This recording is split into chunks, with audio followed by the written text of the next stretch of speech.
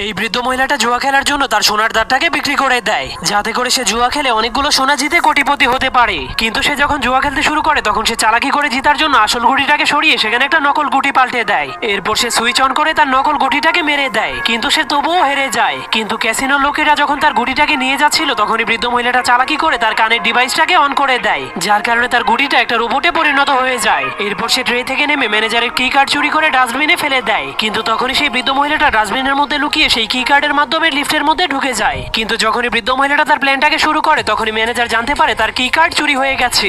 এজন্য সে জলদি করে চোরকে ধরার জন্য অ্যালার্ম বাজিয়ে দেয়। কিন্তু বৃদ্ধ মহিলাটা কোনো ভয় না পেয়ে তার পকেট থেকে লেজার পয়েন্টার বের করে লিফটের ছাদটাকে কেটে ফেলে। এরপর সে সেখান দিয়ে লুকিয়ে লুকিয়ে সোনা চুরি করার জন্য সোনার সিন্ধুকের কাছে পৌঁছে যায়। কিন্তু সে প্রথমে তার রোবটটাকে সিন্ধুক খোলার জন্য লেজারের ভিতর দিয়ে পাঠিয়ে দেয়। তখন তার রোবট সব লেজারগুলোকে অতিক্রম করে সিন্ধুকটাকে খুলে ফেলে। এরপর বৃদ্ধ মহিলাটাও তার গ্লাভস পরে লেজার ট্র্যাপের মধ্যে লাফ মেরে দেয়। তার গ্লাভসটা এতটাই মজবুত